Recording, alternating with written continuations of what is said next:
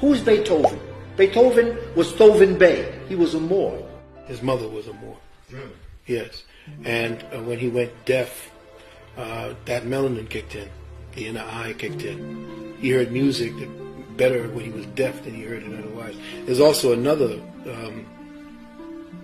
myth that he cut the webbing of his hand down to the bone so that he can get a better stretch.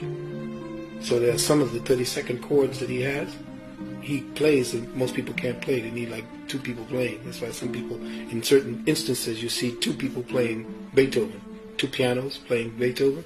That's because of what he did when he stretched his finger. Beethoven was called a Moor when he was growing up.